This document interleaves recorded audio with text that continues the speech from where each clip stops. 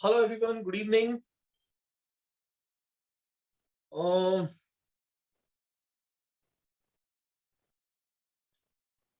Last class में हमने chapter 2 start किया था एंड चैप्टर 2 में हमने पोटेंशियल एनर्जी एंड पोटेंशियल का कंसेप्ट पढ़ लिया था। पोटेंशियल एनर्जी का वर्क के साथ क्या रिलेशनशिप होता है।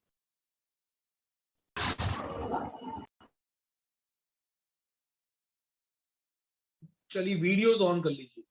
अच्छा, एक अच्छा सिस्टम मैंने निकाला है, आपको बड़ा अच्छा लगेगा।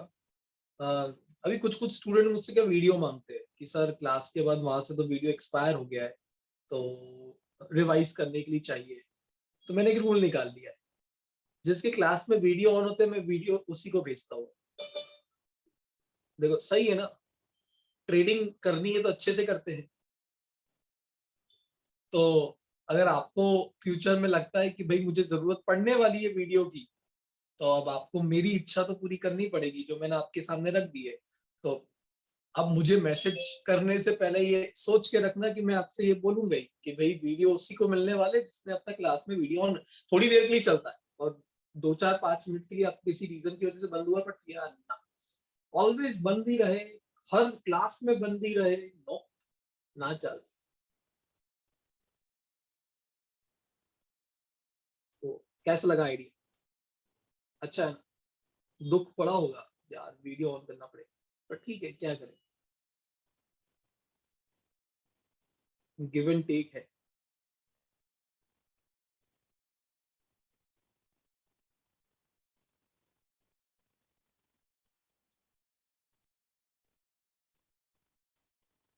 तो अपने रिस्क पर वीडियो ऑफ रखना, और वीडियो दूंगा भी नहीं। हमने डिसाइड भी कर रखा है कि आप किसी और से मांग नहीं सकते हो, आपको अपने बैच में जो टीचर पढ़ा रहा है वीडियो वही दे सकते हैं। किसी और से जाओगे भी, चलो सर नहीं देंगे तो क्या है, किसी और से मांग लेते हैं, तो भी फंस नहीं है, वो मना ही करेगा कि भाई अभिनव सर से मांगो।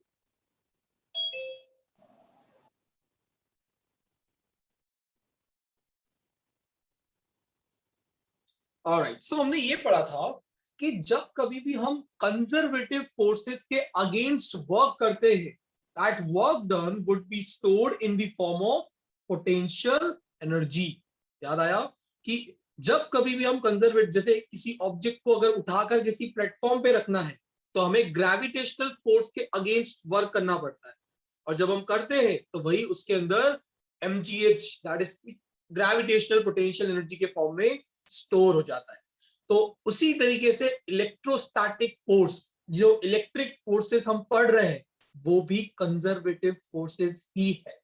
सो इनके अगेंस्ट भी जब हम काम करेंगे, that work done would be stored in the form of potential energy.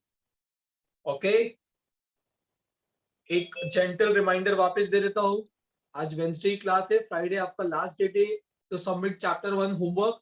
उसके बाद मैं परमिशन नहीं दूंगा क्लासेस में, तो मैंने फेयर इनफ चांसेस दिए हैं भाई, बहुत टाइम से बोल रहा हूँ, लगातार बोल रहा हूँ, तो कुछ सोच के बोल रहा हूँ कि मुझे भी खुद को अच्छा लगेगा क्लास से निकाल के, पर क्या करूं, I don't have any other option. So बहुत सारे स्टूडेंट ने सबमिट कर दिया होमवर्क, बट है अभी भी बहुत स्टूडेंट जिन्होंने नहीं किए होमवर्क। सो उनके लिए एक जेंटल रिमाइंडर था, टिंग टॉन्ग। ठीक है, अब मैं डायरेक्टली, मैंने आपको ये बताया था कि अगर मैं किसी चार्ज को, कोई चार्ज क्यू है, अगर उस चार्ज को मैं इन्फिनिटिव से पॉइंट पी तक लेकर आऊं, तो ऑब्वियसली बात है ये चार्ज पॉजिटिव, ये तो टेस्ट चार्ज होता था हमारा, सोर्स चार्ज को भी मैंने पॉजिटिव लिया है, तो इन दोनों के बीच में इनिशियली तो कोई फोर्स नहीं लग रहा है, बट जब नजदीक लेके आऊंगा तो ये इसको रिपेल करना स्टार्ट कर देगा, और उस रिपल्शन वाली फोर्स के अगेंस्ट मुझे काम करना पड़ रहा होगा उसको लाने के लिए। तो जिस पॉइंट तक मैं लेके आता हूं, वहां तक पूरा किया हुआ वर्क मेरा इसकी पोटेंशियल एनर्जी के फॉर्म में स्टोर हो जाएगा। तो वही डेरिवेशन करना है हम इस चैप्टर में अभी। तो मैं आपको directly chapter number 2 potential energy and potential का डेरिवेशन करवा रहा हूं। पहले पोटेंशियल एनर्जी एंड देन वहां से पोटेंशियल। ऐसा ही डेरिवेशन ग्रेविटेशन चैप्टर में भी किया था लास्ट ईयर, पोटेंशियल एनर्जी का, G m1 m2/r, exact same derivation अभी मासेस के लिए चार्जेस के लिए हमें करना है। तो अब देखो, अगर ये चार्ज Q नजदीक आएगा तो distance between two charges decrease हो रहे होंगे। अब अगर फोर्स का फॉर्मूला है F is equal to KC Q1 Q2/r², तो R के चेंज होने पर फोर्स भी चेंज होगा। तो मैं डायरेक्टली वर्क कैलकुलेट नहीं कर सकता इस चार्ज को यहां तक लाने। तो हमारा तरीका ये होगा कि सबसे पहले हम एक छोटू वर्क निकालेंगे, एक छोटू सा वर्क, कि मान लेते ये पॉइंट ए है, ये पॉइंट बी, ये पॉइंट बहुत नजदीक है, बहुत ज्यादा नजदीक, इतने नजदीक कि मैं बोल दूं कि इनके बीच का डिस्टेंस कितना है, dx। dx बोल दिया मतलब नाम में ऑटोमेटिकली समझ में आ जाना चाहिए कि ये बहुत छोटा डिस्टेंस है, एक्सट्रीमली एक्सट्रीमली स्मॉल डिस्टेंस। अब आप समझो कि जब ये चार्ज Q इस पॉइंट पर आया तो इसका लेट से कुछ डिस्टेंस है अभी हाल x,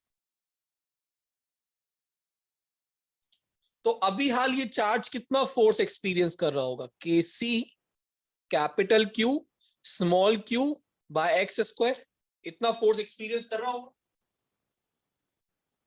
अब अगर ये Q मैं B पर भी रखूं तो भी फोर्स इतना ही लगेगा, क्योंकि ये डिस्टेंस इतना ज्यादा कम है कि A और Q के बीच का डिस्टेंस बोलूं या B और Q के बीच का डिस्टेंस बोलूं, ये ऑलमोस्ट सेम ही है, x के बराबर। तो A और B पॉइंट के बीच का फोर्स तो कांस्टेंट हो गया, KC Q/x²। तो A से B तक लाने में जो वर्क करना पड़ा वो क्या होगा, एक स्मॉल वर्क डन, छोटू सा वर्क डन। और वो छोटू सा वर्क डन क्या होगा, फोर्स F डॉट dx। यहां तक किसी को कोई डाउट जो मैंने बोला है? ठीक है। अब फोर्स रिपल्शन का लग रहा है, तो ये चार्ज राइट साइड में रिपल्शन का फोर्स एक्सपीरियंस करेगा, है ना। बट डिस्प्लेसमेंट तो लेफ्ट साइड में करवा रहा हूं, चार्ज को तो ऐसे लेके जा रहा हूं ना। तो फोर्स एंड डिस्प्लेसमेंट के बीच में एंगल कितना बना, 180 डिग्री। तो यहां पर अगले स्टेप में लिख दिया F dx cos 180 डिग्री। किसी को इस स्टेप में डाउट है? नाउ cos 180 होता है -1, तो स्मॉल वर्क डन कितना निकल के आया, -F dx। ये वो वर्क डन आया भाई जो वर्क A से B तक चार्ज को लाने में हमको करना पड़ा। बट क्या मैं इतना सही वर्क निकालना चाहता हूं? नहीं, मैं तो चार्ज को इन्फिनिटिव से P पॉइंट तक जो लेके आऊंगा वहां तक का वर्क निकालना चाहता हूं। तो उसके लिए मुझे क्या करना पड़ेगा, इस वर्क को इंटीग्रेट, ऐसे छोटे छोटे छोटे छोटे छोटे छोटे वर्क निकालता जाओ और यहां से यहां तक सबको ऐड कर दूं तो टोटल वर्क मिल जाएगा। और उसी का स्टैंडर्ड तरीका होता है इंटीग्रेशन। तो सबसे पहले फोर्स का वैल्यू रख रहा हूं, फोर्स कितना लग रहा था, KC capital Q small q by x² into dx। ये तो आ गया आपका small work done. Now for total work done we have to integrate dw। ये छोटा सा वर्क को आपको क्या करना पड़ेगा, इंटीग्रेट।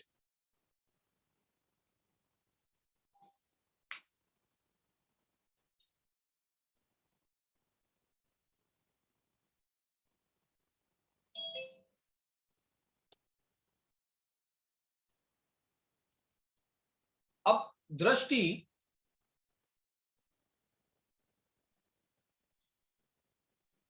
दृष्टि इनिशियली ये चार्ज मेरे सोर्स चार्ज से कितना दूर है, दृष्टि आवाज दिया रही, न किसी और को आ रही है कि मुझे नहीं आ रही? नहीं आ रही है, तेरा ऑडियो में कुछ इश्यू है, वापस ट्राई करना। कोई बात, मेरी आ रही ना तुझे आवाज? बस ठीक है, मेरी सुन तो। धनुष्का, इन्फिनेटिव।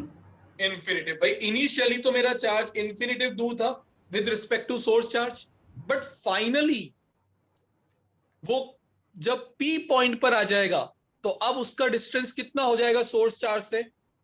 आर। आर। तो मैं इन्फिनिटिव से आर तक क्या करूंगा, इसे इंटीग्रेट। इनिशियल लिमिट बन गई इन्फिनिटिव, फाइनली वो क्यू के रिस्पेक्ट में कितना डिस्टेंस दूर रह गया? आर। तो इन्फिनिटिव से आर तक अगर इंटीग्रेट कर दूं तो मुझे टोटल वर्क मिल जाएगा। इसमें डाउट है किसी को? क्लियर है? Okay.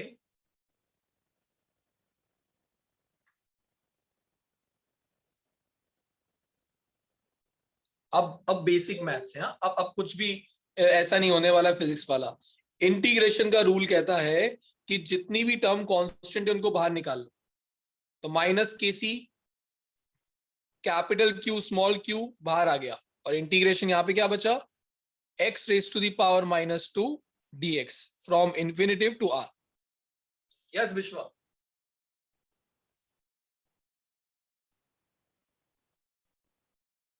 Sir last step repeat करो ना, मैं मीटिंग से बाहर चली गई थी। ओके विश्वा, मैंने बोला कि छोटा वर्क डन अगर मिल गया तो उसको मेरे को इंटीग्रेट करना है पूरे पाथ के लिए। तो मैंने बोला लिमिट्स क्या होगी, तो मैंने बोला चलो अपने रेफरेंस मानते सोर्स चार्ज को।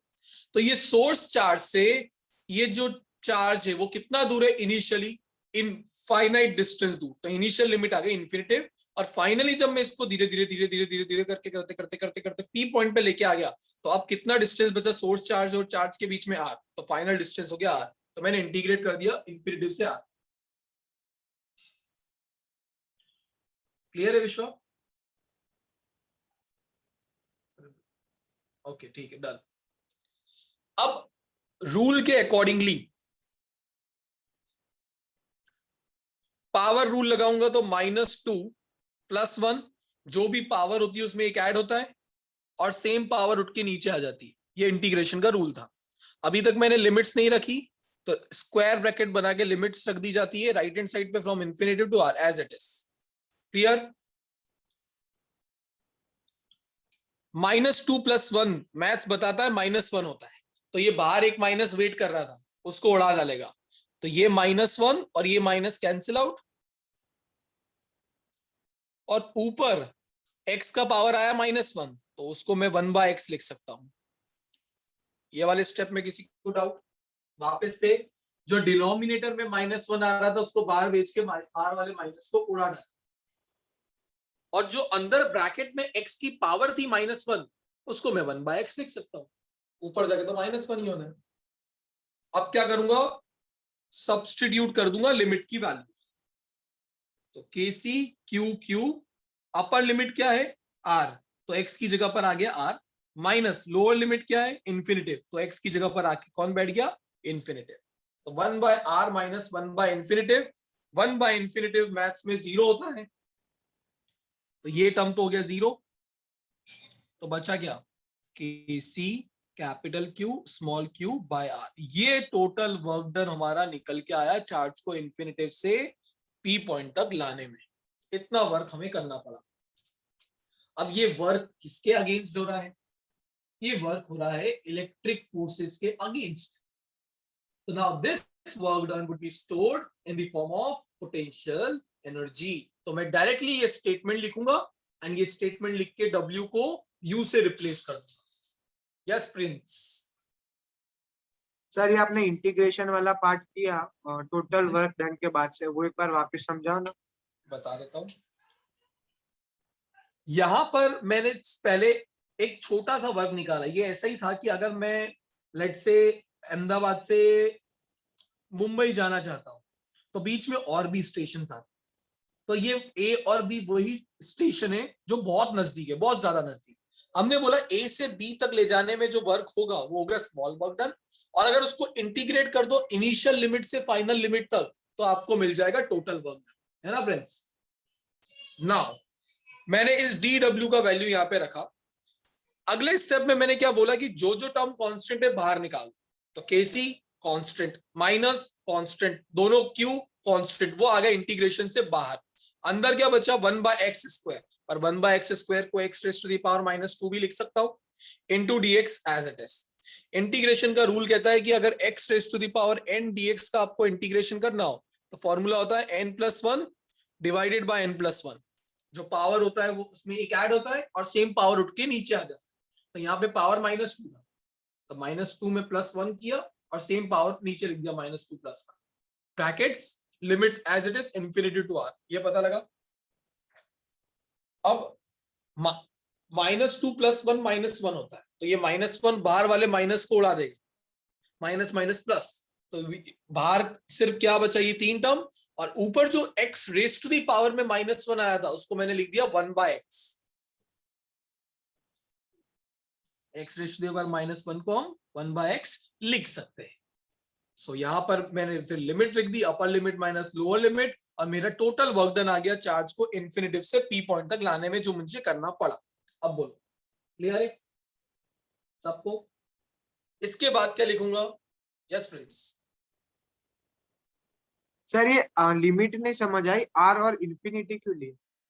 आर इन्फिनिटिव इसलिए ली क्योंकि जिस चार्ज को मैं लेकर आ रहा हूं वो इनिशियली सोर्स चार्ज से कितना दूर है, इनफाइनाइट डिस्टेंस दूर, तो नीचे आती है इनिशियल लिमिट, और फाइनली जब वो चार्ज यहां आ गया तो अब वो सोर्स चार्ज से कितना दूर है, आर डिस्टेंस दूर, तो फाइनल लिमिट होगी R. Okay sir. Okay okay, so यहां पे लिख दूंगा मैं, now this work done would be stored in the form of potential energy, तो यही W किससे रिप्लेस हो जाएगा, U, और ये मेरा पोटेंशियल एनर्जी का फॉर्मूला आ जाएगा KCQ Q/R। याद करो 11th स्टैंडर्ड में Q की जगह M1 M2 आ जाता है, बाकी फॉर्मूला यही रहता था। चैप्टर 8 ग्रेविटेशन में की डेरिवेशन किया था, सेशन 8.2। तो ये मेरा बन जाता है पोटेंशियल एनर्जी का डेरिवेशन।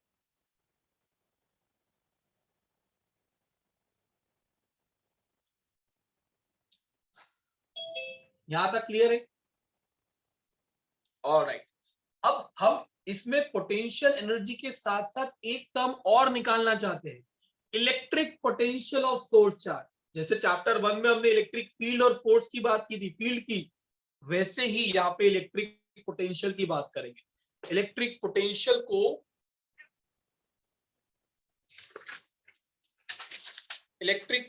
को कैपिटल V से रिप्रेजेंट किया जाता है।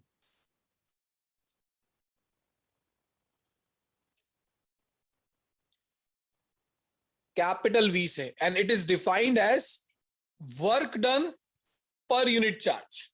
मतलब जो वर्क आपने चार्ज को लाने में किया, जो वर्क आप इसको यहां से यहां तक लाने में कर रहे हो, वो वर्क को अगर इसी चार्ज से डिवाइड कर दो तो इस पॉइंट पर सोर्स चार्ज का पोटेंशियल मिल जाएगा। सेम फील्ड का ही तरीका यूज कर रहा हूं, जैसे इलेक्ट्रिक फील्ड निकाली थी, याद करो इलेक्ट्रिक फील्ड में हम फोर्स पर यूनिट चार्ज कर देते, तो इस चार्ज का इन्फ्लुएंस गायब हो जाता। वैसे ही अगर कोई आपसे पूछे कि भाई सोर्स चार्ज का पोटेंशियल कितना होगा पी पॉइंट पर एट अ डिस्टेंस आर, तो आपको क्या करना रहता है, एक चार्ज को यहां से यहां तक लेके आओ, जो वर्क आपने किया उस वर्क को उसी चार्ज से डिवाइड कर दो, तो जो टर्म बचेगा वो मेरे सोर्स चार्ज का पोटेंशियल होगा आर डिस्टेंस पर। तो वो कितना निकल के आएगा, तो K C capital Q small Q by R, ये तो वर्क किया और क्यू से डिवाइड कर दो, तो ये आपका पोटेंशियल का फॉर्मूला आया केसी क्यू बाय आर। अगर आर स्क्वायर कर दोगे तो इलेक्ट्रिक फील्ड बन जाता है, तो आर स्क्वायर मत कर देना। K C Q by R is electric potential of source charge at a distance R from the source charge. तो आज के बाद अगर मैं आपसे बोलूं what is the formula of electric potential due to point charge, एक पॉइंट चार्ज का पोटेंशियल अगर उससे आर डिस्टेंस पर निकालना हो तो आप पोटेंशियल का फॉर्मूला क्या बोलोगे, तो याद रखना केसी क्यू बाय आर। और उसी पॉइंट पर अगर इलेक्ट्रिक फील्ड निकालनी हो तो आपका फॉर्मूला था पॉइंट चार्ज के लिए K C Q by R square. Chapter 1 में ये बहुत पढ़ा था, मतलब पढ़ाया था, तो किसने कितना पढ़ा है, नेक्स्ट वीक आपका चैप्टर 1 का टेस्ट आएगा। तो अभी से मैं बता देता हूँ, कंप्लीट चैप्टर 1 का टेस्ट नेक्स्ट वीक में और नंबर आने चाहिए। हाँ, इतने सेशनल टेस्ट देने का रीजन यही होता है कि आप चैप्टर 1 तक सेशन वाइज रेडी कर चुके हो। सो ये आपका कंप्लीट हो जाता है इलेक्ट्रिक पोटेंशियल का derivation due to point charge. ये आपको याद रखना है क्योंकि बहुत काम में आएगा दूसरे डेरिवेशंस को करने के लिए।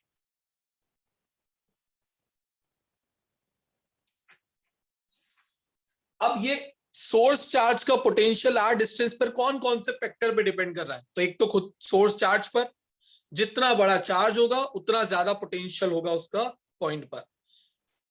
Distance from the source charge, जितना नजदीक उतना ज्यादा पोटेंशियल, जितना दूर जाओगे सोर्स चार्ज का पोटेंशियल कम होता चला जाएगा। एंड मीडियम, ऑब्वियसली बात है, केसी भी आ रहा है, किस मीडियम में आप रख रहे हो वो भी डिपेंड करता है पोटेंशियल।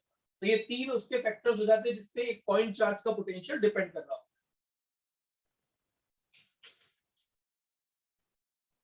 अब इलेक्ट्रिक, क्या वर्क एक स्केलर क्वांटिटी है?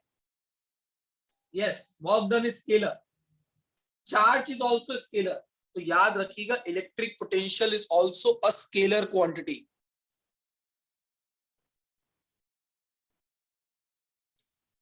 और स्केलर क्वांटिटी है तो चैप्टर 1 में जो वेक्टर के झंझट आ रहे थे वो झमेले से अब बच जाओ। अब कोई डायरेक्शन वायरेक्शन नहीं होने वाला इस चैप्टर में, जैसा वैल्यू है डायरेक्टली ऐड और सब्ट्रैक्ट करना रहता है। ठीक है, तो यहां क्या इलेक्ट्रिक फील्ड और इलेक्ट्रिक फोर्स जब आप निकालते थे तो चार्ज का साइन कंसीडर करते थे? नो, इलेक्ट्रिक फोर्स और इलेक्ट्रिक फील्ड निकालते वक्त आप चार्जेस के साइन कंसीडर नहीं किया करते थे, पर यहां करने होंगे। यहाँ जो जैसा चार्ज होगा, पॉजिटिव तो पॉजिटिव, नेगेटिव तो नेगेटिव, क्योंकि यहाँ डायरेक्शन नहीं है। वहां पे साइन कंसीडर ना करने का रीजन क्या था? हम डायरेक्शन में इन्वॉल्व कर लेते थे।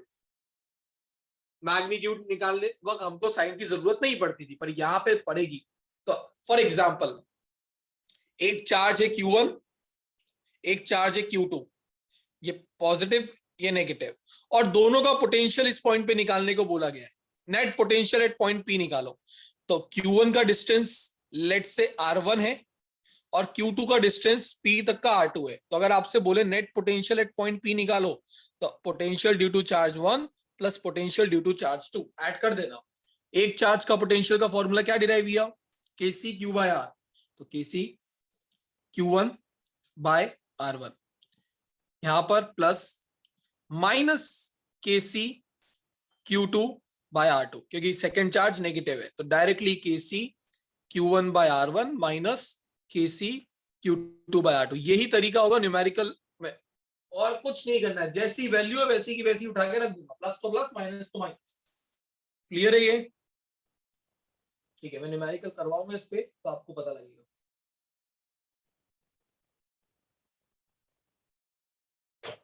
चलो एक न्यूमेरिकल करवाता ही।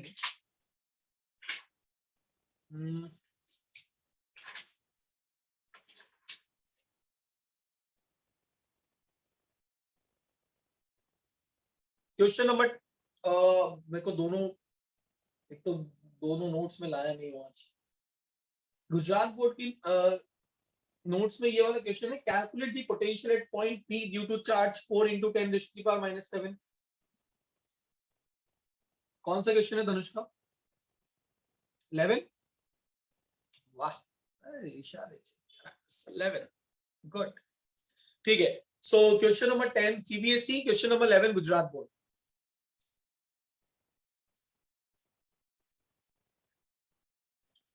Calculate the potential at point P due to charge.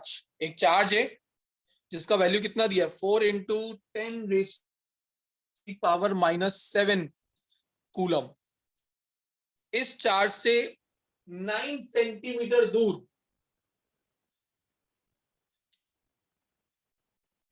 आपको पोटेंशियल निकालना है। इजी है।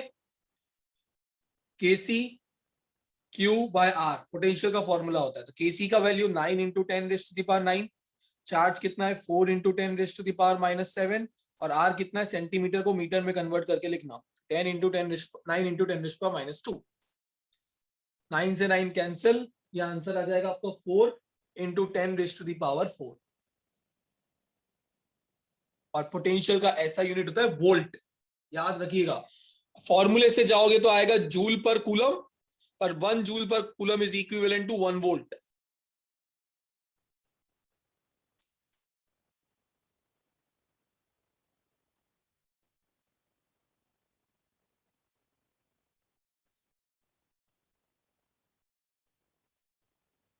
दूसरा क्वेश्चन, और ये सब बाद में बताता हूं।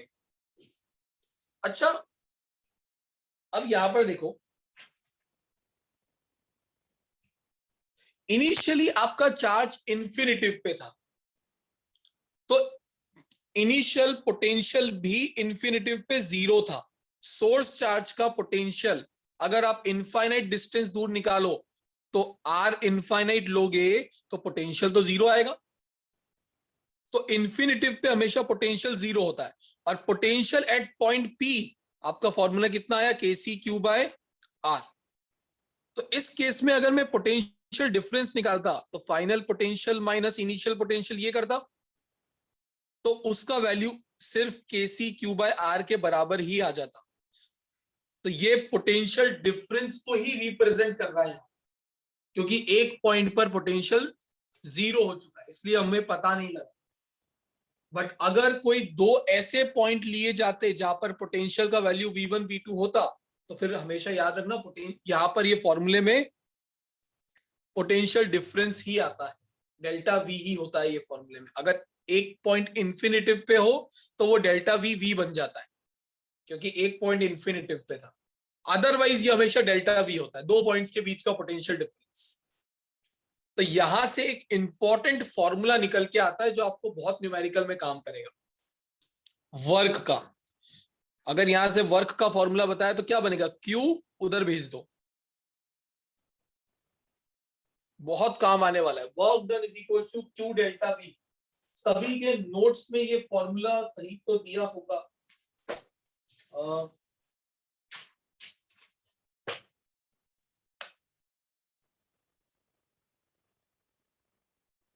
जहां पर ये डेरिवेशन दिया है नोट्स में, वहीं पर वर्क का ये फॉर्मूला लिख के रखो, work done is equal to Q delta we.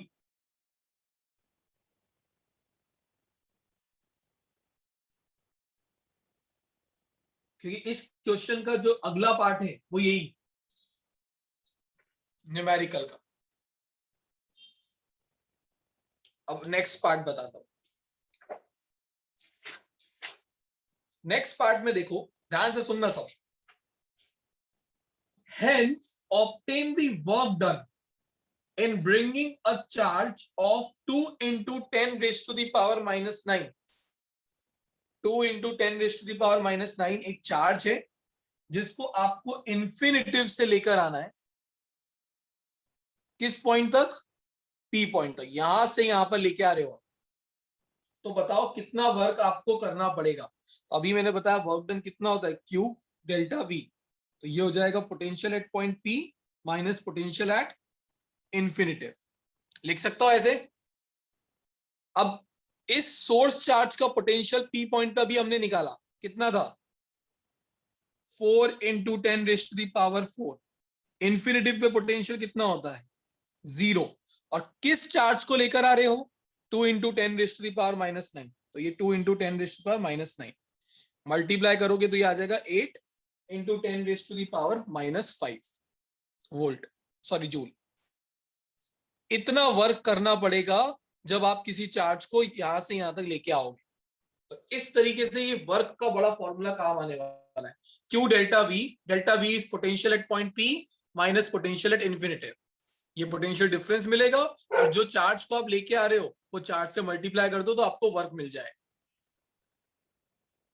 तो ये डेरिवेशन, एप्लीकेशन बहुत जगह काम आने वाला है फॉर्मूला। तो अभी के लिए सिर्फ उस पेज पे लिख के रखो, work done is equal to Q delta V भी होता है, where delta V is potential difference. और अगर एक पॉइंट इंफिनिटिव हो जाए तो वो पोटेंशियल डिफरेंस सिंपली वी बन जाता है। अगर कोई एक पॉइंट इंफिनिटिव है तो दोनों में से किसी के दिमाग में कोई डाउट चल रहा हो तो पूछ लो,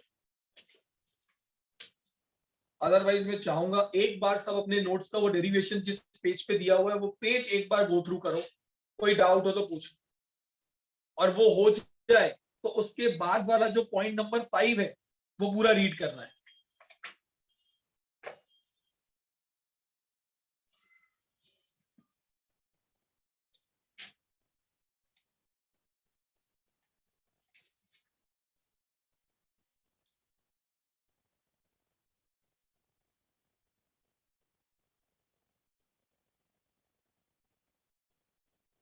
डेरिवेशंस को लिख लिख के प्रैक्टिस करो घर पे। आपकी प्रैक्टिस एक साथ आप दो सोचो सब चैप्टर की हो जाएगी तो आप अपना अपकमिंग एग्जाम के नियर वाला फ्यूचर खराब कर लोगे, बहुत हैक्टिक हो जाएगा। अभी एक चैप्टर खत्म हुआ है, दिस इज राइट टाइम, 8 या 6-7 डेरिवेशन होंगे चैप्टर 1 में। लिख लिख के ऐसी प्रैक्टिस कर दो अभी के अभी कि आपको आगे जाके सिर्फ चैप्टर 2 का सोचना पड़े। 1 आपको अंदर ही अंदर कॉन्फिडेंस हो यार 1 तो आता है, कुछ भी पूछ लो। आज आप इतना मेहनत कर सकते हो, आज से 2 महीने बाद 3 महीने बाद चैप्टर 1 पे इतना फोकस नहीं कर पाओगे क्योंकि करने के लिए और कुछ भी होगा। चैप्टर 2, 3, 4 वो भी आ चुके होंगे। तो this is the right time जहां पर आप पूरा का पूरा फोकस और डेप्थ में जाके चैप्टर की स्टडी कर सकते हो, क्योंकि अभी कुछ और करने को नहीं है, बट थोड़े टाइम बाद करने के लिए और चीजें आ जाएगी।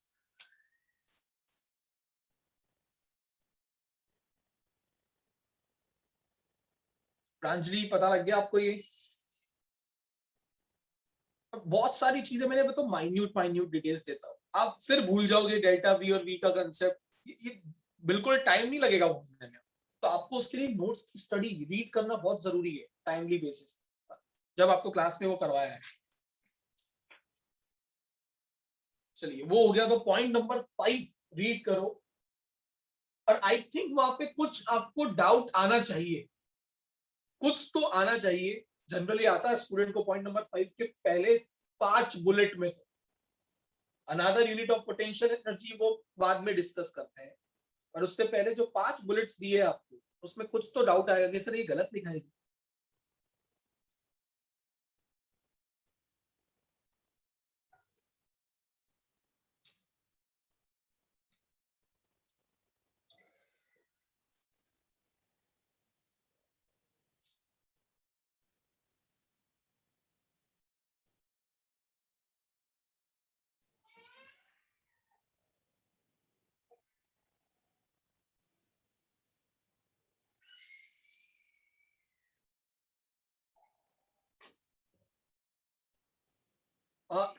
अनुष्का चलेगा। केसी तो मैं आपको लिखने के लिए बोलता हूं कि आप हमेशा केसी लिखो, बिकॉज आपको डिफरेंस पता होना चाहिए। अपने को पता है डायलेक्ट्रिक कांस्टेंट वापस से आने वाले इस चैप्टर में फिर आएगा वो डायलेक्ट्रिक कांस्टेंट के, और ये कोलंबियन कांस्टेंट है। तो डिफरेंस कैसे रखोगे? तो हमेशा केसी ही रखो। के लिखना रॉन्ग नहीं होता, मैं आपके लिए बता रहा हूँ।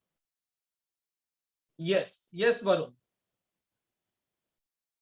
आदित्य ने तो भाई वही डाउट पूछ लिया जो जनरली स्टूडेंट पूछते हैं। भाई पोटेंशियल एनर्जी का फॉर्मूला आज जो हमने निकाला वो क्या था? K C capital Q small Q by R. But general formula क्या होगा?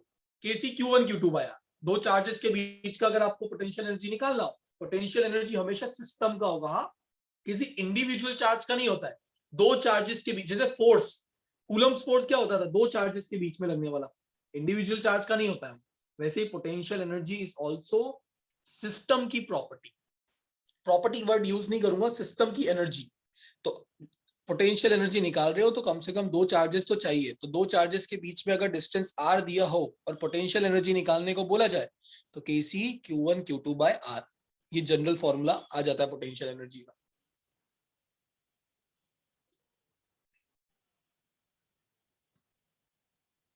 आदित्य बोलता है सर ये 5th पॉइंट तो रॉन्ग दिया हुआ है। यहाँ पे बोला है sir if distance between two unlike charges increases, अगर अनलाइक चार्जेस के बीच का डिस्टेंस इंक्रीज किया जाए तो पोटेंशियल एनर्जी भी इंक्रीज होगी, वो बोलते हैं। बट आर तो इनवर्सली प्रोपोर्शनल है। हमारा पोटेंशियल एनर्जी का जनरल फॉर्मूला आया U is equal to K C Q one Q two by R. तो अगर आर बढ़ेगा तो पोटेंशियल एनर्जी डिक्रीज होगी। ये तो समझ में आता है। जस्ट अ मिनट वेट करना ना।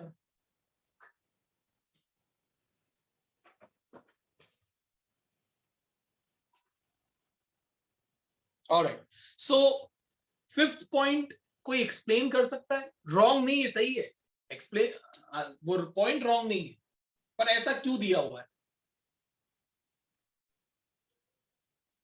जय अनुष्का।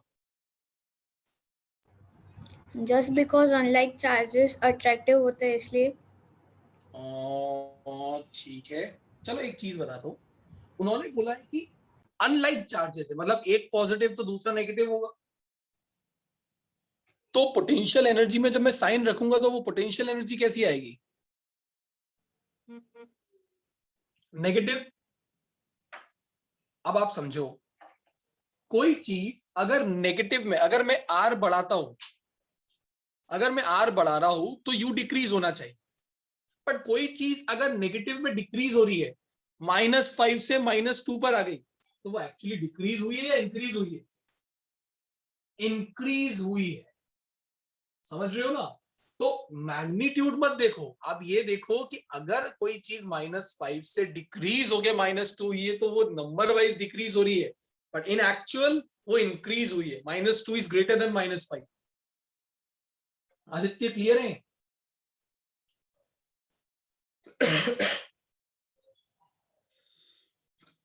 तो इसके अलावा किसी किसी पॉइंट में दिक्कत है?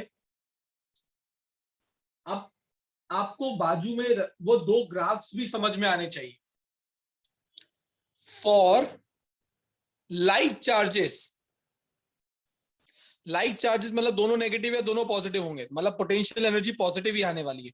उस केस में अगर आर बढ़ता है तो पोटेंशियल एनर्जी कम होनी चाहिए। तो आप देख सकते हो ग्राफ फर्स्ट क्वाड्रेंट में बनाया हुआ है ये वाला, तो एक के बढ़ने से दूसरा काम हो रहा है, बट फॉर अनलाइक चार्जेस ये ग्राफ चले जाएगा फोर्थ क्वाड्रेंट में, जहां पे आर इधर यू इधर, और ये ग्राफ कैसा बना है? अब आप देख सकते हो आर के बढ़ने पर, अगर आर एक्स एक्सिस पे बढ़ रहा है तो पोटेंशियल एनर्जी भी बढ़ रही है। देखो नेगेटिव में ऊपर जा रही है, कोई चीज नेगेटिव में कम होना मतलब पोटेंशियल एनर्जी का बढ़ना होता है, -5 -4 -3 -2, तो वो ग्राफ इसलिए फोर्थ क्वाड्रेंट में बना हो। ऑलराइट, अब अभी के लिए सिर्फ आप याद रखिएगा, ये जो another unit of potential energy है, वो एक और यूनिट दिया जाता है इलेक्ट्रॉन वोल्ट। ये इलेक्ट्रॉन वोल्ट चैप्टर 2 बुक 2 में बहुत काम आने वाला है, चैप्टर 2 नहीं बुक 2 में, जब हम मॉडर्न फिजिक्स पढ़ेंगे। डिफाइन कैसे किया हुआ है? इस फॉर्मूले से जो भी मैंने आपको बताया, Q डेल्टा V। अगर एक इलेक्ट्रॉन को मैं मूव कराऊं एक पॉइंट से दूसरे पॉइंट में सच दैट ये पोटेंशियल डिफरेंस कितना 1 वोल्ट, तो जो वर्क मैंने करा होगा वो कितना हो जाएगा? EV, 1 इलेक्ट्रॉन वोल्ट, और वही वर्क एनर्जी के फॉर्म में स्टोर हो जाता है। तो वहां से इलेक्ट्रॉन वोल्ट एक और यूनिट निकलता है, और ये जूल जो होता है वो एनर्जी का एक बड़ा यूनिट होता है। बट केमिस्ट्री में आपको बताया जाता है कि एक एटम में इलेक्ट्रॉन हायर एनर्जी स्टेट से जब लोअर एनर्जी स्टेट पे आता है तो एनर्जी रिलीज करता है, बताते हैं, वो बुक 2 में वापस आएगा। तो जो एनर्जी रिलीज कर रहा होता है वो बहुत जूल्स में नहीं होती, तो बहुत बड़ी एनर्जी का यूनिट है, वहां पे यूनिट देखी जाती है इलेक्ट्रॉन वोल्ट्स। तो ये सब बुक 2 में मैं यूनिट्स बताऊंगा, सिर्फ याद रखना electron volt is the another unit of energy, energy का ही यूनिट है ये।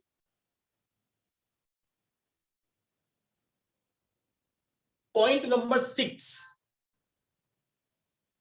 पहला पॉइंट है सिमेट्री। प्रॉपर्टीज बताई गई है electric potential, different different properties. Property number 1, पहले तो फॉर्मूला क्या है इलेक्ट्रिक पोटेंशियल का? Kc Q/R, symmetry. अब आप देखो, अगर ये चार्ज है Q, तो इससे अगर मैं R डिस्टेंस पर इधर जाऊं तो मुझे कुछ पोटेंशियल का वैल्यू मिलेगा Kc Q/R, बट क्या सेम वैल्यू ही इधर भी नहीं मिलेगा R डिस्टेंस पर जाने पर? क्योंकि ना ही चार्ज चेंज हुआ, ना ही मीडियम चेंज हुआ, ना ही डिस्टेंस चेंज हुआ, तो सेम Kc Q/R से यहां पर भी मिलेगा, यहां पर भी मिलेगा, यहां पर भी मिलेगा। तो अगर ऐसे सभी पॉइंट्स को आप जोड़ दो तो आपको एक स्फेरिकल सरफेस बनती हुई दिखेगी। तो इलेक्ट्रिक पोटेंशियल भी स्फेरिकली कैसा है? सिमेट्रिक। ऐसा ही हो गया कि फुटबॉल के सेंटर पे अगर आपने चार्ज रखा है तो उस पूरे फुटबॉल की सरफेस पर पोटेंशियल कैसा होगा? सेम। तो वो सरफेस कैसी दिखती है? स्फेरिकल। तो इसको बोलते हैं सिमेट्री। किसी को डाउट फर्स्ट पॉइंट में? ओके। सेकंड पॉइंट है difference between potential energy. Potential energy क्या होती है? You and potential. पहली चीज, पोटेंशियल एनर्जी एक सिस्टम की होती है। सिस्टम मतलब वहां पे दो चार्जेस चाहिए आपको, एक चार्ज की पोटेंशियल एनर्जी नहीं होती, दो सिस्टम से मिलकर बनती है potential energy. But electric potential is the property of source charge. जैसे मैंने आपको चैप्टर 1 में समझाया था कि मैं अगर एक चार्ज हूं तो मेरी इलेक्ट्रिक फील्ड किसी भी पॉइंट पे किसी और पर डिपेंड करनी चाहिए? नहीं, वो मेरी प्रॉपर्टी है, वो किसी और पे डिपेंड नहीं करनी चाहिए, इसलिए हम क्यू से डिवाइड कर देते हैं फोर्स को। वैसे ही पोटेंशियल भी चार्ज की कैरेक्टरिस्टिक प्रॉपर्टी है, वो मेरी प्रॉपर्टी है, वो किसी और पर डिपेंड नहीं करती, किसी भी टेस्ट चार्ज वेस्ट चार्ज पर। तो it is independent of test charge, but potential energy is the system of two charges. कम से कम दो चार्जेस तो चाहिए अगर आप पोटेंशियल एनर्जी निकालना चाहते हो तो आपको पहला पॉइंट देखो यही दिया है, electric potential is the characteristic feature of point charge. Charge का खुद का फीचर है, जैसे इलेक्ट्रिक फील्ड होता है, whereas potential energy is the feature of system of two charges. Potential energy के लिए दो, कम से कम दो चार्जेस तो चाहिए ही निकालने के लिए आपको। फिर electric potential energy associated with test charge. याद करो डेरिवेशन में वो टेस्ट चार्ज आया था ना, क्यू नॉट, पोटेंशियल एनर्जी में K C Q Q by R, test charge भी आया था जिसको मैं इंफिनिटिव से लेकर आ रहा था। But electric potential does not depend upon the test charge. Electric potential निकालते वक्त मैंने टेस्ट चार्ज को डिवाइड करके कैंसिल आउट कर दिया था, गायब कर दिया था। पता लगा? तो यहाँ पे पोटेंशियल एनर्जी में टेस्ट चार्ज आता है जिसको मैं इंफिनिटिव से लेकर आ रहा था, बट पोटेंशियल में वो नहीं आता।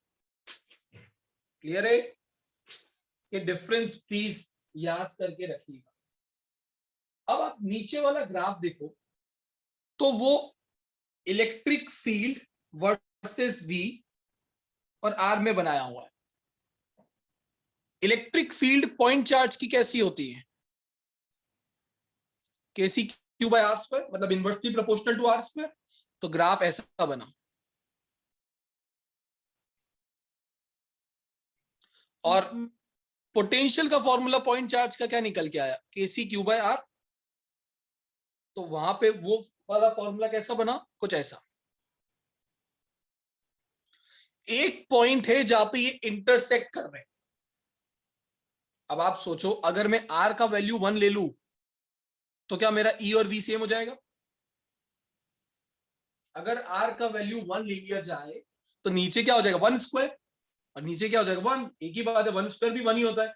तो एक ऐसा पॉइंट मिलता है जहां पर ई और वी का वैल्यू सेम हो जाता है। तो आप देख सकते हो वो पॉइंट पे यहाँ पे E1 दिया होगा।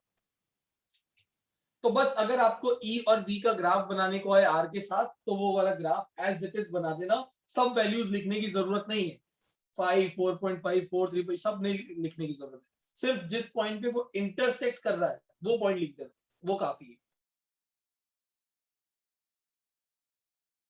और सिंपल, अगर मैंने आपको बताया अगर पोटेंशियल 4 चार्जेस है और सबका पोटेंशियल अभी न्यूमेरिकल करके बताया था कि भाई एक चार्ज है Q1, एक चार्ज है Q2, एक चार्ज है Q3, और सबका पोटेंशियल एक पॉइंट पे निकालना है। तो पहले क्या करूंगा, मैं इस चार्ज का निकालूंगा KCQ/R1 से, फिर इस चार्ज का निकालूंगा KCQ2/R2 से, और फिर इस चार्ज का निकालूंगा KCQ3/R3 से, और तीनों का पोटेंशियल इस पॉइंट पे क्या करूंगा? ऐड कर दूंगा, V1 + V2 + V3।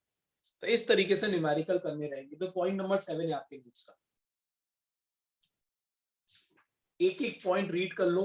फिर लास्ट डेरिवेशन है वो मैं करवाऊंगा, which is also very important derivation. उससे पहले कोई भी डाउट है किसी भी टाइप का तो पूछ लो। यस विष्णु? सर ये Q1, Q2 और Q3 में R1, R2 और R3 तो सेम ही रहेंगे ना? जरूरी नहीं है, अलग अलग हो सकते।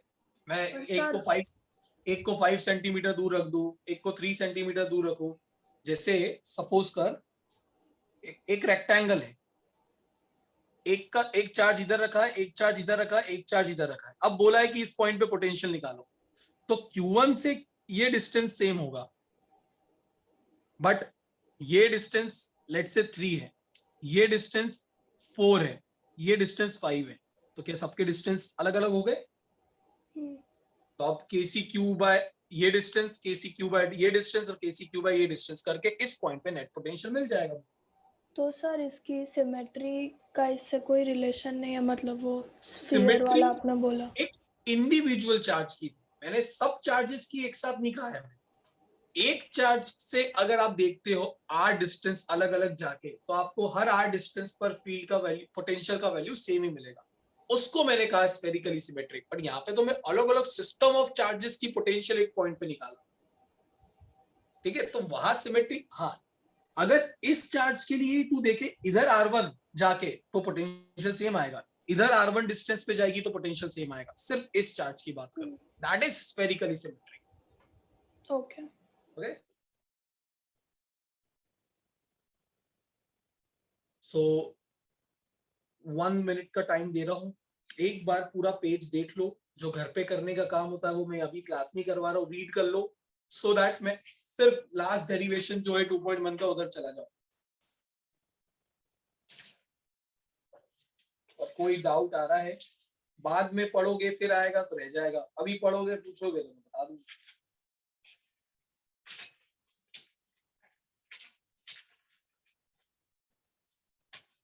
तो स्मार्ट वर्क कर लो या बाद में हार्ड वर्क करना पड़ेगा।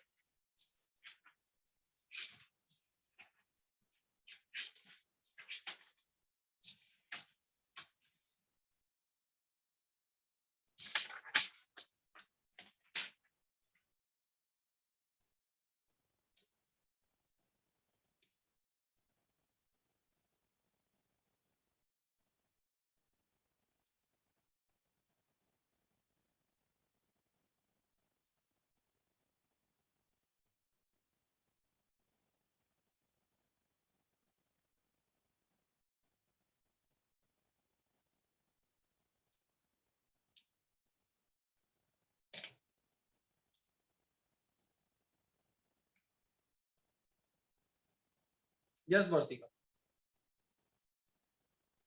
सर ये जो 5th वाला पॉइंट है उसमें जो रिलेशन दिया है पोटेंशियल एनर्जी का इनवर्सली प्रोपोर्शनल है, तो वो लाइक चार्जेस के लिए, वो अनलाइक चार्जेस के लिए 5th पॉइंट में, तभी उन्होंने कहा है कि डिस्टेंस बढ़ने पर भी पोटेंशियल एनर्जी बढ़ेगा डिक्रीज होने की बजाय, क्योंकि नहीं कोई सर, चीज।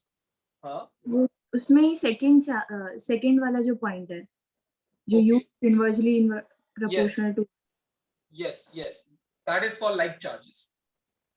पर लाइक चार्जेस तो रिपेल करेंगे ना। हाँ, तो क्या प्रॉब्लम है उसमें? रिपल्शन क्या बोल रखा है वहां पे? सेकंड पॉइंट में क्या बोला है? The potential energy of the system of two charges decreases with increase in distance between them.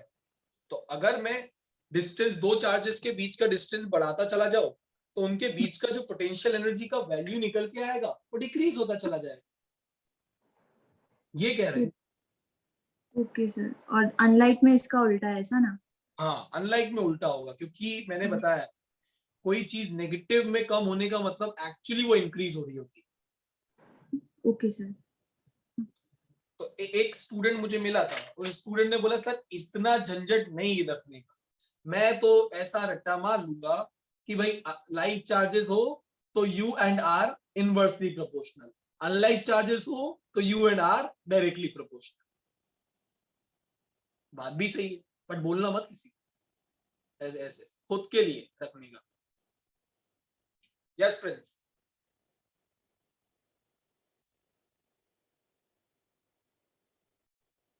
अरे बोल दे शहजादे, प्रिंस। हाँ सर, वो 5th में 5th वाला पॉइंट है ना, वो एक बार समझाओ ना, वो ऐसा क्यों होता है? वही तो अभी मैं उसको बता रहा था कि अगर तू देखे U is equal to KC Q1 Q2 by R। अब अगर Q1 और Q2 अनलाइक चार्जेस है, तो अगर एक पॉजिटिव हुआ तो दूसरा नेगेटिव होगा, एक नेगेटिव हुआ तो दूसरा पॉजिटिव होगा, अल्टीमेटली आंसर तो नेगेटिव ही आना है। अब इसका आंसर नेगेटिव आ रहा है, तो अगर मैं R बढ़ाऊंगा तो कहता है पोटेंशियल एनर्जी डिक्रीज होनी चाहिए, तो -5 से डिक्रीज होके कितनी हो गई -2, तो एक्चुअली डिक्रीज हुई है कि इंक्रीज हुई है? इंक्रीज हुई। तो इसलिए for unlike charges potential energy increase होती है जब आप डिस्टेंस को इंक्रीज कर रहे होते हो, मतलब डायरेक्टली रिलेट कर देता है।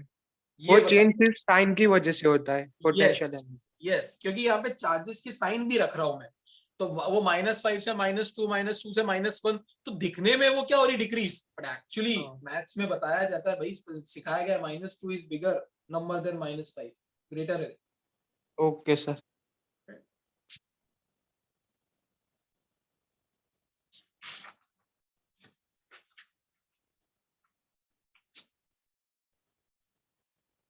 चलिए फिर नेक्स्ट डेरिवेशन करते हैं। घर पे जब रीड करो तब भी डाउट आए तो मैं को कोई इशू नहीं, आप मुझे भेज सकते हो। यस भाई दिया। सर वो 7th पॉइंट एक बार वापस एक्सप्लेन करोगे नोट्स का? मैं कर देता हूँ। बेसिकली बोला है कि आज आपको मैंने फॉर्मूला दिया कि एक पॉइंट चार्ज का अगर आपको पोटेंशियल निकालना है eight a distance r from the charge, तो आप फॉर्मूला आज से क्या यूज करोगे, kc⁻r। ये एक पॉइंट चार्ज का पोटेंशियल r डिस्टेंस पे निकालने का। बट लाइफ में कॉम्प्लिकेशंस तो बहुत है, चार्ज एक थोड़ी ना होगा, चार्ज तो 2 भी हो सकते हैं, 3 भी हो सकते हैं, 10 भी हो सकते हैं, और सबका पोटेंशियल उस पॉइंट पे कुछ ना कुछ तो होगा। तो फिर टोटल पोटेंशियल कितना होगा उस पॉइंट का? तो हमने सोचा कि भाई Q1 का पोटेंशियल यहाँ पर कुछ है, let's say V1, but at the same time यहाँ पे Q2 भी प्रेजेंट था, और Q2 का पोटेंशियल यहाँ पर कुछ हो गया V2। तो इस पॉइंट पर टोटल पोटेंशियल कितना हुआ? तो मैंने दोनों के पोटेंशियल निकाल के उनको ऐड कर दिया। तो अगर तीसरा चार्ज भी प्रेजेंट होता तो मैं उसका भी पोटेंशियल निकाल देता, फोर्थ वाला होता तो उसका भी पोटेंशियल निकाल देता, और अल्टीमेटली सबको ऐड कर देता। तो वो करके दिखाया है पॉइंट नंबर 7। पॉइंट नंबर 7 में तू देखेगी तो वहां पर एक पॉइंट P दिया है और 4 चार्जेस दे दिए, Q1 Q2 Q3 Q4। सबका पोटेंशियल r डिस्टेंस पर निकाल के नीचे क्या कर दिया, ऐड कर दिया। ओके ओके, तो वो न्यूमेरिकल पॉइंट ऑफ व्यू से समझाया। यस विश्व। सर इलेक्ट्रिक पोटेंशियल का जो ग्राफ है ना, मतलब normal electric potential is inversely proportional to R like charges के लिए होता है कि? अब पोटेंशियल सोर्स चार्ज का प्रॉपर्टी है अगेन। ओके हाँ, उसमें दूसरा तो कोई आ ही नहीं रहा था चार्ज, लाइक अनलाइक चार्जेस जैसी तो वहां पे चीज प्रेजेंट ही नहीं, या तो चार्ज पूरा पॉजिटिव होगा या चार्ज पूरा नेगेटिव होगा, वहां पे दो चार्जेस नहीं आ रहे। ओके तो पोटेंशियल फॉर्मूला kc⁻r से निकाला जाएगा। अब अगेन वो भी मैं थोड़ी देर में आगे जाके बताऊंगा कि जैसे जब तूने बोल ही दिया तो बता देता हूं। मैं अगर ये चार्ज पॉजिटिव होगा जो अभी तक मैं मान रहा हूं, तो V is inversely proportional to R। तो जैसे जैसे आप R बढ़ाओगे पोटेंशियल कम होगा, ये सबको समझ में आएगा। बट अगर चार्ज नेगेटिव होता तो वापस कहानी वही वाली आ जाती कि आप R बढ़ा रहे हो, पोटेंशियल कम हो रहा है, बट कोई चीज नेगेटिव में कम हो रही है तो एक्चुअली वो इंक्रीज हो रही होती। तो वो ही सेम कंसेप्ट तू पोटेंशियल एनर्जी का पोटेंशियल में भी लगा सकती है, वो आएगा आगे जाके, मैं बताऊंगा भी, उस पे न्यूमेरिकल भी आते हैं। ओके, तो उसका ये जो 6th के 3rd पॉइंट में जो ग्राफ है वो डिफरेंट होगा ना? हाँ, फिर अगर नेगेटिव चार्ज होगा तो यस यस डिफरेंट हो जाता है, मतलब होगा इनवर्सली रिलेशन में, क्वाड्रेंट चेंज हो जाता है बस। जैसे ऊपर देख फिगर 3 और A और 3B है, तो वो एक ही फॉर्मूले का ग्राफ, पर लाइक चार्जेस हो तो फर्स्ट क्वाड्रेंट में ग्राफ बन रहा है, अनलाइक चार्जेस हो तो फोर्थ क्वाड्रेंट में बन रहा है। तो इधर भी वही हो जाएगा। ठीक है, गुड गुड, ठीक है। अब चलो भाई डेरिवेशन पे आ जाते हैं। एक चार्ज की बात तो कर ली कि एक चार्ज का पोटेंशियल का फॉर्मूला निकालना हो तो kc⁻r होता है। बट अगर डाइपोल का पोटेंशियल निकालना हो किसी जनरल पॉइंट पर, दो चार्जेस का पोटेंशियल और वो भी डाइपोल हो, तो उसका ये डेरिवेशन है, very very important. Electric potential at any general point due to dipole. इलेक्ट्रिक पोटेंशियल एट एनी जनरल point due to dipole.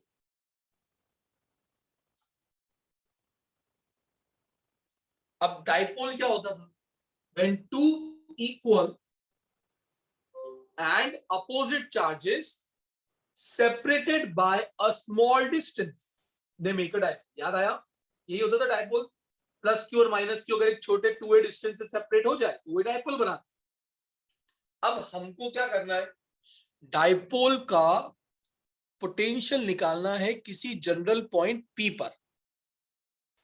तो हमने मान लिया कि वो P पॉइंट का डिस्टेंस डाइपोल के सेंटर से कितना है?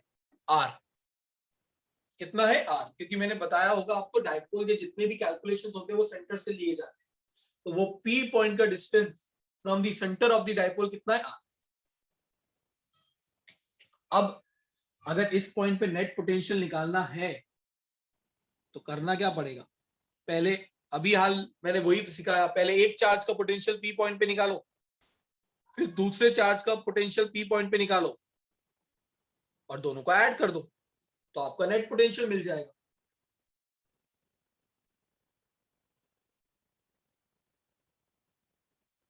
ये एरो क्या बताता है? Direction of dipole movement from negative to positive charge. तो सबसे पहले अगर net potential at point P निकालना हो तो वो क्या होगा? Potential due to negative plus potential due to positive charge का सम. दोनों का इंडिविजुअल पोटेंशियल निकालो, ऐड कर दो. अब नेगेटिव चार्ज का पोटेंशियल P पॉइंट पे निकालना हो और इस चार्ज का डिस्टेंस पॉइंट P तक का क्या है? R1. तो फॉर्मूला क्या होगा? Minus KC Q by R1. यही पोटेंशियल होगा. चार्ज नेगेटिव था तो माइनस लिख दिया, KC की जगह, और डिस्टेंस क्या है इस चार्ज का पॉइंट P तक का? R1. प्लस पॉजिटिव चार्ज का potential KC Q by R2. तो ये हो गया नेट पोटेंशियल. अब डाइपोल है तो चार्जेस के मैग्नीट्यूड तो सेम ही होंगे ना.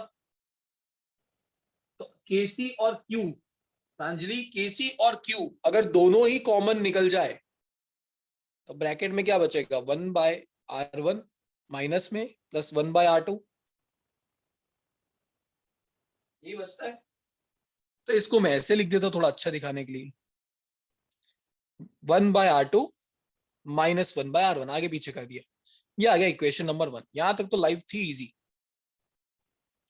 यहां तक किसी को डाउट है तो बोलो. इसके बाद थोड़ी कॉम्प्लिकेटेड करते रहेंगे. यहां तक डन. अब मेरा टास्क क्या है?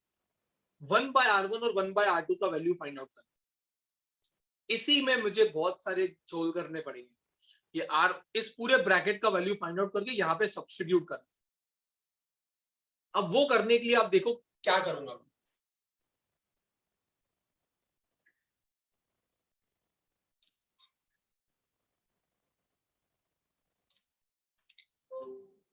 इन ट्रायंगल AOP दिख रहा है? AOP आपको ट्रायंगल लॉ पता है? ट्रायंगल लॉ 11th स्टैंडर्ड में क्या कहता था? ट्रायंगल लॉ ये बोलता था, ट्रायंगल लॉ ये बोला करता था कि अगर आप एक ट्रायंगल की दो साइड्स को सेम ऑर्डर में कनेक्ट कर दो A और B, तो जो रिजल्टेंट होगा वो इस ट्रायंगल की थर्ड साइड से रिप्रेजेंट होगा और अपोजिट ऑर्डर में कनेक्टेड होगा. तो यहाँ पे ये जो रिजल्टेंट R होता था वो A vector plus B vector से मिलके बनता था. आप देख सकते हो टेल हेड. अगर दो साइड्स को सेम ऑर्डर में कनेक्ट करो तो थर्ड साइड जो होती है वो अपोजिट ऑर्डर में कनेक्टेड होती है और वो रिजल्टेंट होती है A प्लस B. याद है ये? मैं वही लगाऊंगा. यहां पर एक वेक्टर ये देखो, अगर पूरा 2A था तो ये कितना होगा? आधा A. तो एक वेक्टर हो गया A, एक हो जाएगा R. तो A vector plus R vector क्या मिल जाएगा? R1. बोलो क्या ट्रायंगल लॉ बन रहा है? अरे कोई बात नहीं, आपका नेट सही नहीं चल रहा है. ये अपलोड हो जाएगी सेलेस्टर विद इन 1.5 आवर. इसको अपलोड कर देते हैं गूगल क्लासरूम पे, तो आप जाके देख लेना. आपका नेट सही नहीं चल रहा है तो। अब अगर मुझे R1 का मैग्नीट्यूड निकालना हो, अगर मुझे यहाँ पे R1 का मैग्नीट्यूड निकालना है तो पैरेललोग्राम लॉ से वो क्या होता है, मतलब R1 का मैग्नीट्यूड का formula under root of a square plus b square plus 2ab cos theta. अब अंडर रूट का अगर मैं स्क्वायर कर दूं तो इधर स्क्वायर हो जाएगा। मैंने यहां पे क्या किया, यहां पे बीच में लिख देना from law of parallelogram R1 square is equal to a square plus r square plus 2ar cos theta. यहां तक क्लियर? अब फिजिक्स नहीं लगाने वाला, फिजिक्स हो चुका है खत्म। अब सिर्फ मैथ्स लगाऊंगा, ऊपर नीचे चीजें चेंज करूंगा और 1/R1 बना दूंगा। RHS में से R स्क्वायर कॉमन निकाल रहा हूं। अगर RHS में से R स्क्वायर कॉमन निकाला तो यहाँ पे a square by R square हो जाएगा, क्योंकि a के पास तो था ही नहीं कॉमन देने के लिए, प्लस यहां पर 1 plus 2ar cos theta by R square. जिसके पास R स्क्वायर नहीं था उसको डिवाइड करना पड़ा R स्क्वायर से, और जिसके पास था वो कॉमन निकल के बाहर आ गया। ऐसे ही निकालते मैथ्स में कॉमन। और अगर आपको डाउट है तो आप इस R स्क्वायर को मल्टीप्लाई करके देख लो, ऊपर वाला इक्वेशन बन रहा है बस। अब आप एक चीज समझो, अगर मेरा ये R पॉइंट बहुत दूर है तो ये RA से तो बहुत बड़ा होने वाला है। डाइपोल के बीच की लेंथ बहुत छोटी होती है डाइपोल्स को, और ये R पॉइंट बहुत दूर है। तो अगर A बहुत छोटा होने वाला है तो ये रेशो ऑलमोस्ट नेग्लिजिबल हो जाएगा, a square by R square. तो मैं इस पूरे पार्ट को हटा दूंगा यहां से।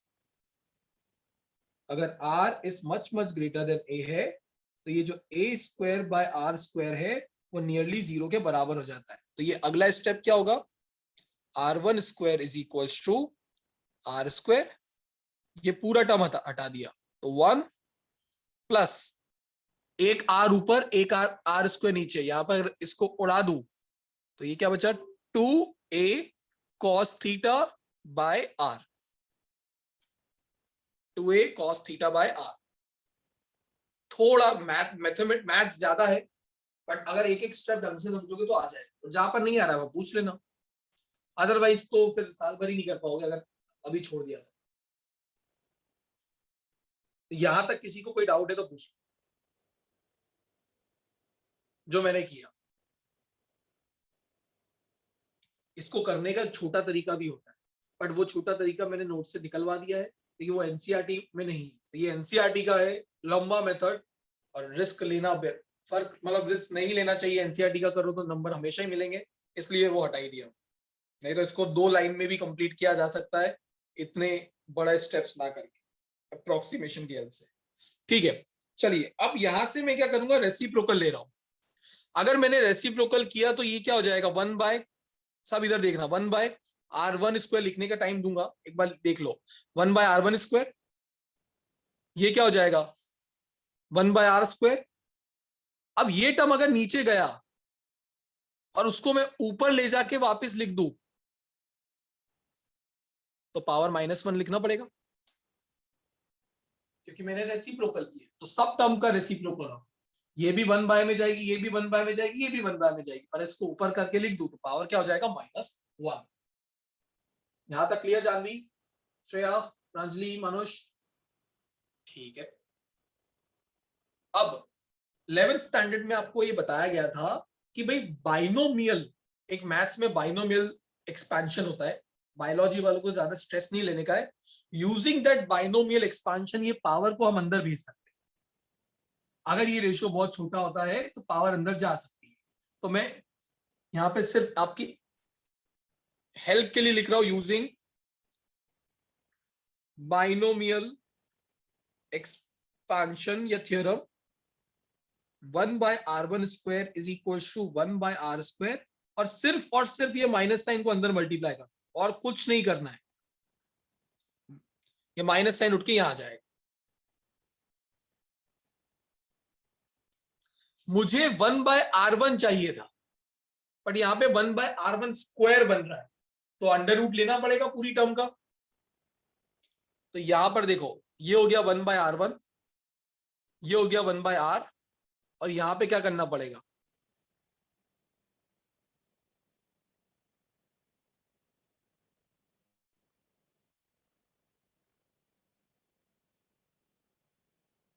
अच्छा एक बार के लिए वो बाइनोमियल वाला पार्ट नेक्स्ट स्टेप में लगाना।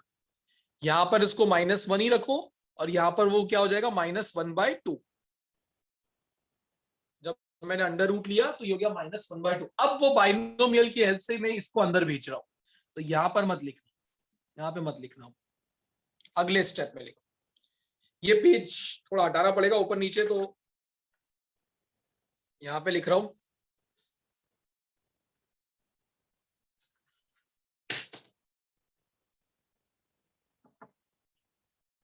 1/r1 is equals to 1/r, और यूजिंग बाइनोमियल एक्सपांशन ये -½ अंदर जाएगा, तो 1, ये -½ अंदर गया तो 2 से 2 कैंसिल आउट हो जाएगा, तो ये बचेगा कितना -a cos θ/r। देख लो, पता लग रहा है?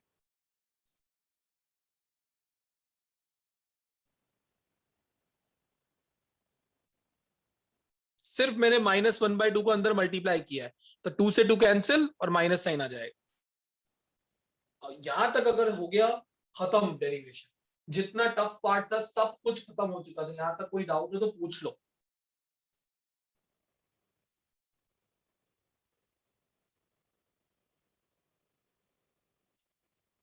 यस विश्व।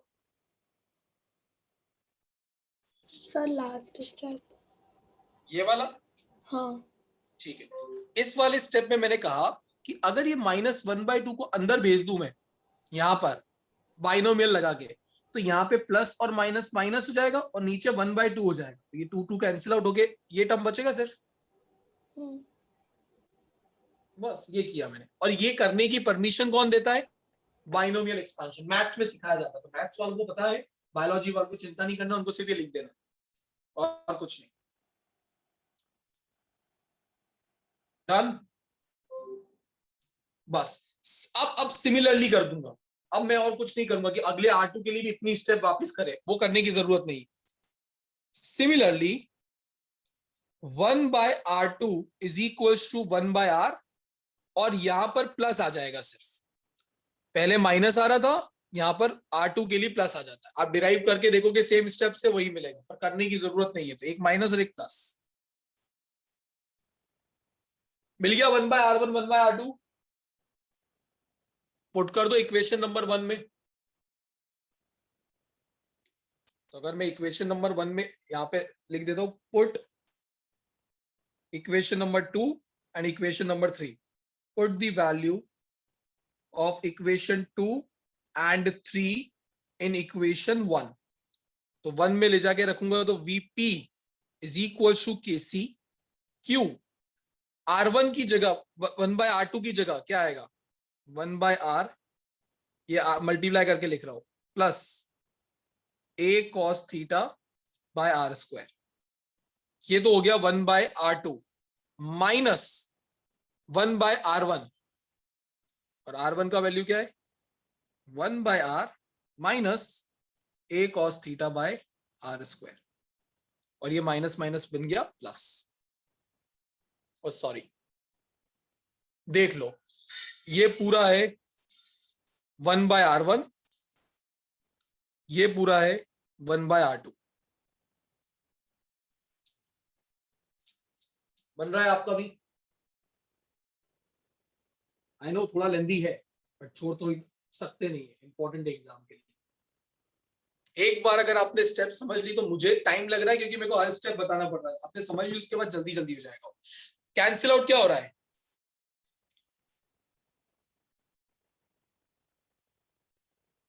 सो यहां पर क्या हुआ Kc Q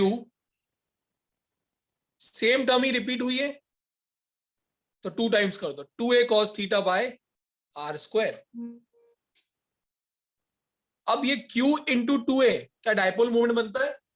q into 2a, बस खत्म derivation. kc p cos theta by r square, that is your net potential at any general point due to dipole। 2a into q को मैंने लिख दिया p।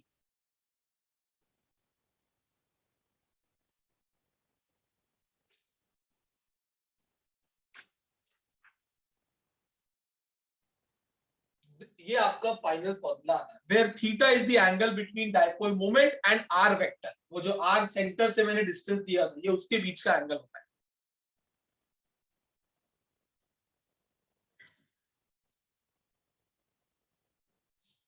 क्लियर है?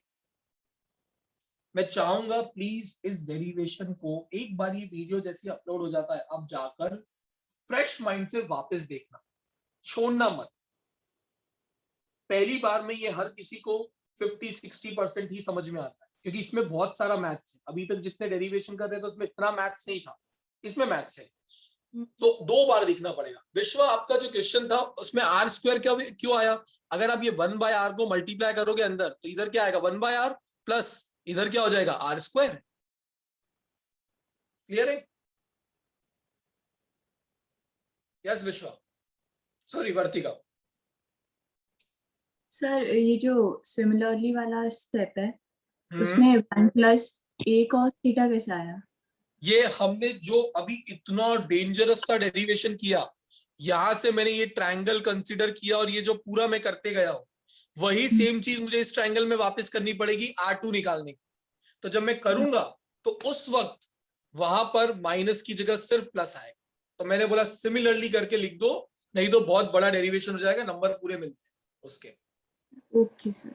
और आप कर सकते हो वहां पे क्या होगा?